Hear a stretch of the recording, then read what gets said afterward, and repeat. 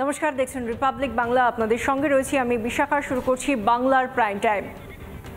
পদ্মাপাড়ের ইতিহাসে এমন কালো দিন সম্ভবত আসেনি। হ্যাঁ, কালো দিন, খুব সচেতনভাবেই বলছি এই শব্দবন্ধ। গোটা দেশ এখন সেনাবাহিনীর দখলে। অন্তর্বর্তী সরকার গড়বে সেনা। শেখ হাসিনা গণভবন ছাড়ার কিছুক্ষণের মধ্যেই দেশ জুড়ে জল্লাদের উল্লাস দেখা গেল। কোথাও ভাঙচুর, কোথাও আগুন জ্বলল, কোথাও লুট হলো। সমস্ত কিছু চলছে খুল্লাম খুল্লা, কেউ আটকানোর নেই, সব চলছে। অথচ সেনার দখলে এখন দেশ। রাস্তার দখল নিয়েছে সেনা, তারপরেও আটকানো যাচ্ছে না নৈরাজ্য। এখনো কোথাও না কোথাও, এই মুহূর্তে যখন আপনাদের সঙ্গে আমি কথা বলছি সেই মুহূর্তেও কোথাও না কোথাও খুন হচ্ছে, লুটপাট চলছে। আর তার মধ্যে গণভবন, বাংলাদেশের ঐতিহ্য, গণভবনের দখল নিয়েছে এই আন্দোলনকারীরা। আন্দোলনকারী তাদেরকে বলা হচ্ছে বটে, কিন্তু তারা কতটা আন্দোলনকারী, তারা কতটা দেশের জন্য ভেবে আন্দোলন করছেন, তাদের কাজ দেখে সত্যিই প্রশ্ন করতে ইচ্ছে হয়। প্রশ্ন সবার মনে এই মুহূর্তে, কারণ তারা তাদের কাজের মধ্যে দিয়েই সেই প্রশ্ন তুলছেন। অবাধে ভাঙচুর চলছে বাংলাদেশের পার্লামেন্টের ভেতরে, অর্থাৎ দেশের সংসদের ভেতরেও অবাধে ভাঙচুর। যেখানে যেখানে জেহাদিরা দেখেছে বঙ্গবন্ধু শেখ মুজিবের মূর্তি, ছবি, সেখানে হাতুড়ি চালানো হয়েছে, সেখানে ভাঙচুর করা হয়েছে সেই মূর্তির ওপর। একটা নয়, দুটো নয়, জাতির জনকের মূর্তি হোক বা তার প্রতিকৃতি, সর্বত্র কোথাও হাতুড়ি মেরে তার মাথা ভেঙে দেওয়া হচ্ছে। বিক্ষোভকারীরা সেই চেষ্টা করছে, এবং সেখানে শুধু তারা থামছে না। অন্য কোনো জায়গায় যদি বঙ্গবন্ধুর একটা মূর্তি পাওয়া যায়, একটা ছবি পাওয়া যায়, কোথাও কালি ছিটিয়ে দেওয়া হচ্ছে, কোথাও বঙ্গবন্ধুর মূর্তির ওপরে চড়ে বসে তার হাতে বাড়ি মেরে সেই মূর্তিকে একেবারে মাটির সঙ্গে ধুলোয় না মিশিয়ে দেওয়া পর্যন্ত তাদের আনন্দ, তাদের পাশবিক আনন্দ তারা মেটাতে পারছে না। এরা নাকি বাংলাদেশকে ফিরে পেতে চাইছে, বাংলাদেশের রূপকে তারা নাকি ফিরে পেতে চাইছে। এরা এভাবে রাষ্ট্রীয় সম্পত্তি ধ্বংস তো বটেই, সেই সঙ্গে এদের দেশের প্রতি ভালোবাসা আছে কি না সেটা আরও বেশি করে উদ্রেক হয় এই প্রশ্নের। কারণ যে মানুষটা দেশের স্বাধীনতার রূপকার, যিনি জাতির জনক, যার এক কথায়, একটা মাত্র ঘোষণায়, এক রাতের একটা মাত্র ঘোষণায় দেশ স্বাধীন হয়েছিল, যার একটা আহ্বানে মুক্তিযুদ্ধে সামিল হন লক্ষ লক্ষ বাংলাদেশের মানুষ, সর্বহারা হয়ে গিয়েও তার ওই একটা আহ্বানে তারা সাড়া দিয়ে তারা ভাবেননি তাদের কত বিন্দু রক্ত ঝরবে, তাদের কত স্বজন হারিয়ে যাবে। তারা মুক্তিযুদ্ধে সামিল হয়েছিলেন কারণ বঙ্গবন্ধু শেখ মুজিবুর রহমান তাদেরকে বলেছিলেন, রক্ত দিয়েছি, প্রয়োজন হলে আরও রক্ত দেব, কিন্তু স্বাধীনতা ছিনিয়ে আনব। সেই জাতির জনককে যারা অপমান করছে, তারা কি সত্যি দেশের ছাত্র সমাজ হতে পারে? তারা ছাত্র সমাজ, তাদের নিজস্ব আঞ্চলিক দাবি দাওয়া থাকতেই পারে, তাদের নিজস্ব যা যা অধিকারের লড়াই থাকতেই পারে, তাদের যদি সরকারের বিরোধিতা করতে হয় সেটাও তারা করতে পারে। কিন্তু যিনি বা যারা তাদের দেশকে নতুনভাবে স্বাধীনতা দিয়েছে, নতুন একটা দেশ হিসেবে তাদেরকে উপহার দিয়েছে, যিনি বলতে শিখিয়েছেন তোমার দেশ আমার দেশ, বাংলাদেশ বাংলাদেশ, তারা বাংলাদেশি হয়ে, বাংলাদেশি নাগরিক হয়ে সেই জাতির জনককে এভাবে অপমান করতে পারে? বাকি সব ছেড়েই দিলাম, যে ছবিগুলো আজকে দেখে আমরা শিহরিত হচ্ছি, কোথাও লজ্জিত হচ্ছি, এটা কি আদৌ সম্ভব?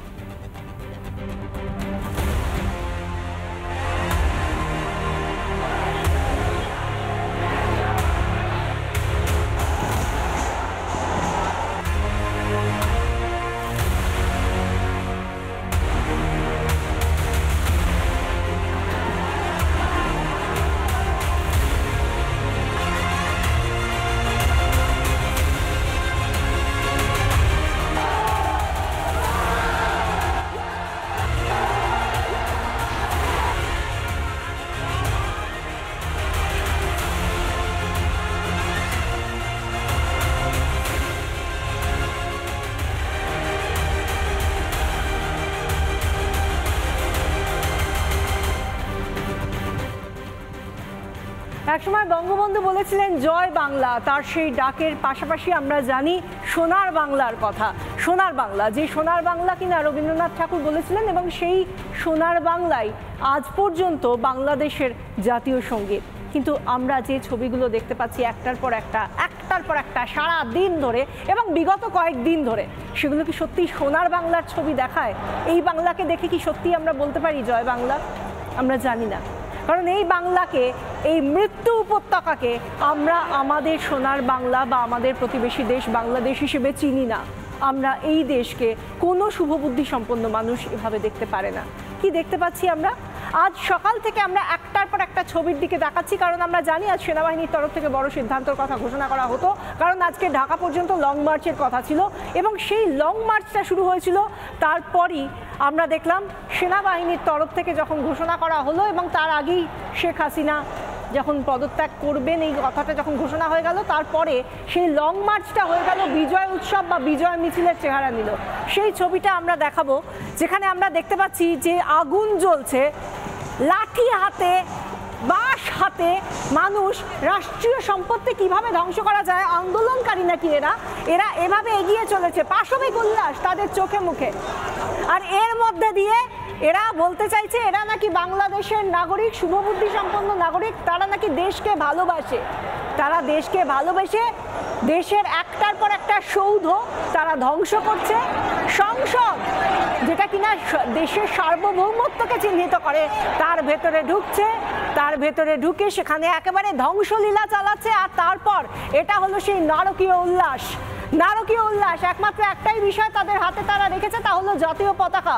আর জাতীয় পতাকা হাতে রেখে তারা যেভাবে নারকীয় উল্লাস চালিয়ে যাচ্ছে, পাশবিক আনন্দের প্রদর্শন করছে, তার থেকে বোঝা যায় যে আর যাই হোক তারা দেশটার ভালো চায় না, তারা বাংলাদেশি কিনা আদতে প্রশ্ন ওঠে। আর এর পাশাপাশি আমরা যেদিকে নজর রাখবো, প্রধানমন্ত্রীর বাসভবন, যে মুহূর্তে শেখ হাসিনা তিনি যখন তার পদত্যাগপত্র পাঠিয়ে দিয়েছেন, তিনি চলে গেছেন দেশ ছেড়ে, সেই সময় এই হলো একটার পর একটা ছবি প্রধানমন্ত্রীর বাসভবন। সেখানে এই দেখুন, সেখানে কিভাবে শেখ মুজিবুর রহমানের ছবিতে লাঠি দিয়ে মেরে কালি ছিটিয়ে কিভাবে তাকে অপমান করা হচ্ছে। পাশাপাশি এই ছবিগুলো একটার পর একটা এই গণভবন, অর্থাৎ যেখানে ঐতিহ্যশালী গণভবন প্রধানমন্ত্রীর বাসভবন, সেখানে আমরা দেখতে পাচ্ছি কিভাবে নৈরাজ্য চলছে। এইটা সেই নৈরাজ্যের ছবি। যারা নৈরাজ্য করছে তারা মাথায় একটা জাতীয় পতাকা ফেট্টি মতো বেঁধে নিয়েছে, আর তারা বলছে তারা তো বাংলাদেশের সাধারণ নাগরিক, এরা নাকি আন্দোলনকারী। এবার এরা কিভাবে তার পেরিয়ে, পাঁচিল পেরিয়ে, প্রগড়া পেরিয়ে কিভাবে ভেতরে ঢুকে যাচ্ছে, ভেতরে ঢুকে কি চলছে, একেবারে লুট চলছে। সেখানে গিয়ে একটার পর একটা ছবি সেখানে আপনাদের দেখাবে যে কিভাবে লুট করা হচ্ছে। শুধু লুট নয়, নির্বিচারে তারা এই গণভবনের মধ্যে ঢুকে সেখানে গিয়ে তারা প্রথমত এই গার্ডরেলগুলোকে ফেলে দিয়ে, ডিঙিয়ে তার ভেতরে ঢুকে সেখানকার পুকুরের মাছ থেকে শুরু করে সেখানে যা এই যে আমরা দেখতে পাচ্ছি সেখানকার এই সবুজ মাঠ, উদ্যান, সেখানে তো গেছেই। আর তার মধ্যে আমরা এই মুহূর্তে যে ছবিটা দেখতে পাচ্ছি, একেবারে ইনি একজন নাকি আন্দোলনকারী। শেখ হাসিনা সদ্য প্রাক্তন প্রধানমন্ত্রী বাংলাদেশের, তার বেডরুম, তার শোয়ার ঘরে ঢুকে খাটের ওপর উঠে জুতো পরে কিভাবে উল্লাস করছে দেখুন, এবং দেখাচ্ছে যে কিভাবে তারা দখল নিয়েছে সেই খাটের, কিভাবে এই রুমটার দখল নিয়েছে।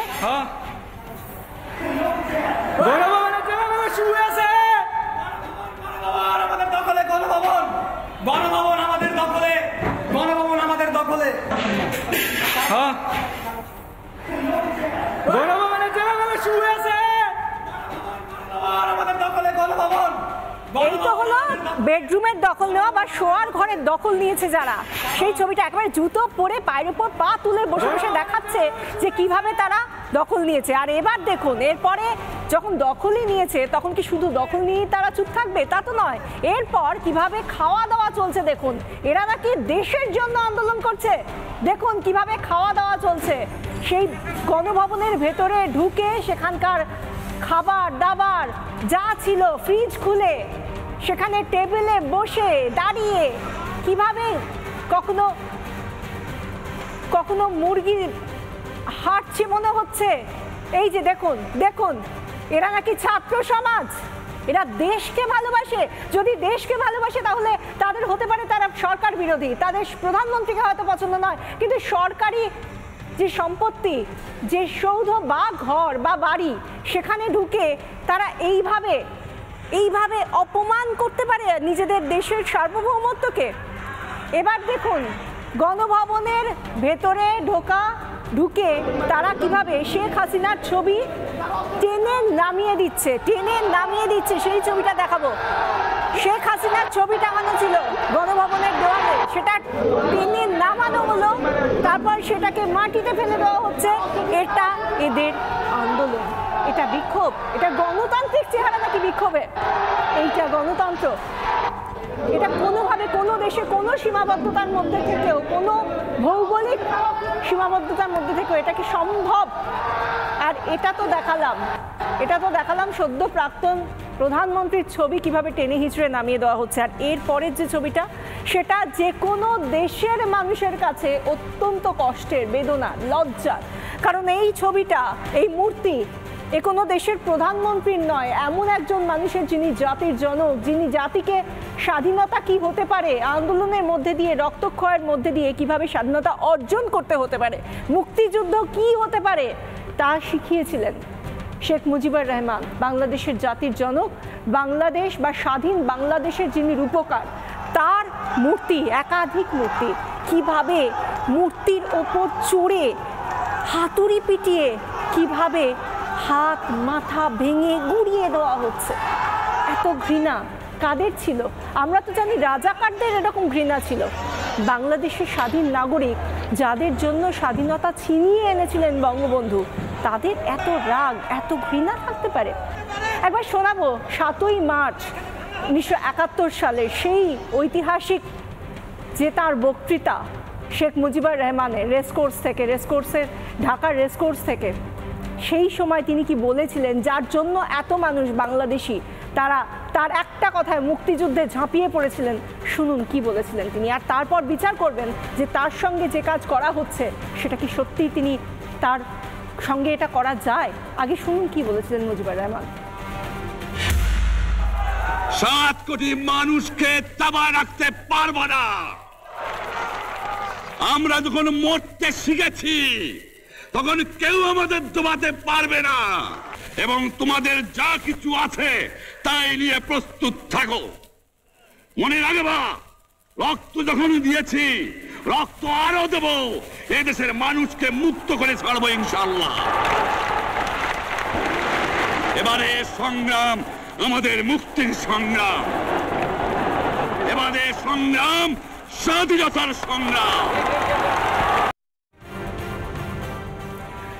শেখ মুজিবুর রহমান যখন এই কথাটা বলেছিলেন, তখন সেই জায়গা থেকে এখনো পর্যন্ত 2021-এও ইউনেস্কোর তরফ থেকে এই বক্তৃতাকে বলা হয়েছিল প্রামাণ্য নথি, বাংলাদেশের স্বাধীনতার পেছনে প্রামাণ্য নথি, এইভাবে স্বীকৃতি দেওয়া হয়েছিল। আর সেই মানুষটাকে সে দেশের মানুষই যেভাবে অপমান করছে, তারা আদতে বাংলাদেশি কিনা আবারও বলছি প্রশ্ন ওঠে। আর এই জায়গা থেকে এবার আসি আজকের ঘটনায়।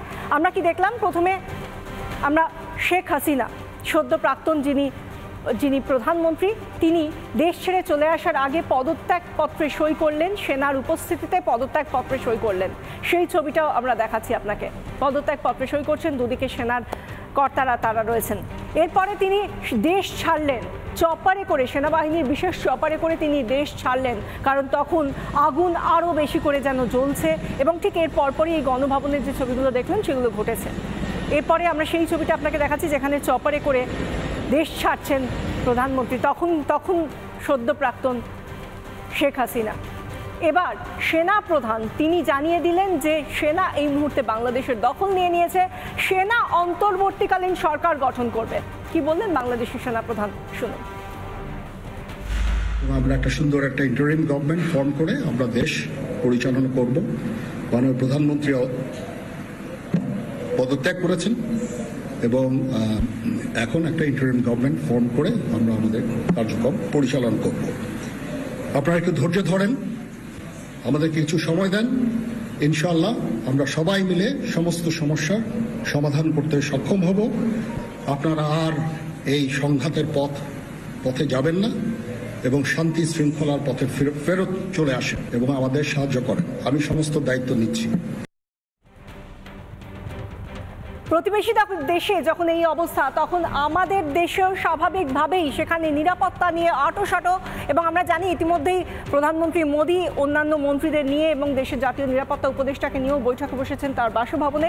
এবং তার পাশাপাশি আমরা যে ছবিগুলো দেখেছি, আমাদের রাজ্যের যে সমস্ত সীমান্তবর্তী এলাকাগুলো রয়েছে সমস্ত জায়গায় আঁটোসাঁটো নিরাপত্তা, আরও বেশি সংখ্যক জওয়ান মোতায়েন করা হয়েছে, বিএসএফ এর তরফ থেকে মোতায়েন করা হয়েছে জওয়ান। এবং আজ কলকাতায় বিএসএফ এর ডিজি তিনি নিজে বসে বৈঠক করেছেন যাতে আরও কোথাও কোনো রকমভাবে নিশ্চিদ্র নিরাপত্তা থাকে, সেই জন্যই সেটাকে নিশ্চিত করার জন্যই আরও বেশি করে নজরদারি সমস্ত সীমান্তবর্তী এলাকাগুলোতে। আর এই মুহূর্তে আমাদের সঙ্গে রয়েছেন ত্রিপুরা থেকে আমাদের প্রতিনিধি কিশলয় মুখোপাধ্যায়। কিশলয়, তুমি এই মুহূর্তে যেখানে রয়েছো, রাত হয়ে গিয়েছে, কিন্তু আজকের রাতটা বিশেষ রাত। আজকে তুমি সেই সীমান্তবর্তী এলাকায় গিয়ে কি দেখতে পাচ্ছ?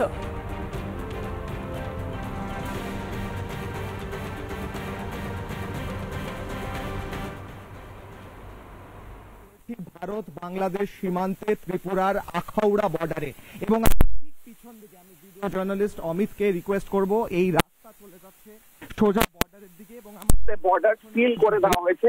অন্যদিন এখানে বহু গাড়ির লাইন থাকে এবং সেই গাড়িগুলি বর্ডারের ওই পারে যাওয়ার জন্য অপেক্ষা করে, কিন্তু বিশাখা এই মুহূর্তে আজকের অস্বাভাবিক পরিস্থিতিতে এই বর্ডার সিল করা রয়েছে এবং সেই বর্ডারের ওই পারে যে রাস্তা দেখা যাচ্ছে, ওপারে যে এলাকা দেখা যাচ্ছে তা বাংলাদেশ। এবং এটাই মনে হয় সবচেয়ে কাছে কোনো চ্যানেল এই মুহূর্তে কোনো বর্ডারের কাছে পৌঁছতে পেরেছে। একদম বর্ডারের গেটে আমরা দাঁড়িয়ে আছি এবং বর্ডারের গেটের ওপারে এখনো কিছু বিএসএফ জওয়ানরা রয়েছেন, তারা পাহারা দিচ্ছেন আমরা দেখতে পাচ্ছি। এবং বর্ডারের ওই পারে হচ্ছে বাংলাদেশ। এই মুহূর্তে এখানেও কিছু বিএসএফ জওয়ান রয়েছেন এবং এই মুহূর্তে বর্ডার বন্ধ রয়েছে, বর্ডার সিল রয়েছে, বর্ডারের ওপারে বাংলাদেশ আর আমরা এই পারে ভারতে রয়েছি। এই মুহূর্তে এই সিল বর্ডার একমাত্র channel Republic Bangla, Republic network, তারা এই বর্ডারে রয়েছে। আখাউড়া বর্ডার সিল করা রয়েছে, কোনো গাড়ি নেই, শুনশান। কিছু জওয়ান পাহারা দিচ্ছেন, তারা একদম মোতায়েন রয়েছেন সেখানে এবং গোটা এলাকা নিরাপত্তা। দেখতে পাচ্ছিলাম আমাদের প্রতিনিধি কিশলয় মুখোপাধ্যায় সরাসরি আমাদের সঙ্গে ছিলেন। ধন্যবাদ কিশলয়। আর এই মুহূর্তে আমরা যখন বাংলার প্রাইম টাইম একেবারে শেষ করার জায়গায় এসে গিয়েছি, সেই জায়গা থেকে আপনাদেরকে জানিয়ে রাখি, আজ রাত 1টার সময় প্রধানমন্ত্রী অর্থাৎ সদ্য প্রাক্তন প্রধানমন্ত্রী শেখ হাসিনা তিনি দিল্লি ছেড়ে লন্ডনের উদ্দেশ্যে রওনা হতে পারেন, এমনটাও জানা যাচ্ছে। সব মিলিয়ে সীমান্ত নিয়ে রীতিমতো উচ্চ পর্যায়ের বৈঠক হচ্ছে এই মুহূর্তে প্রধানমন্ত্রীর বাসভবনে, সেদিকেও নজর রাখবো। তবে বাংলার প্রাইম টাইম আজ এখানেই শেষ করছি। দেখতে থাকুন রিপাবলিক বাংলা।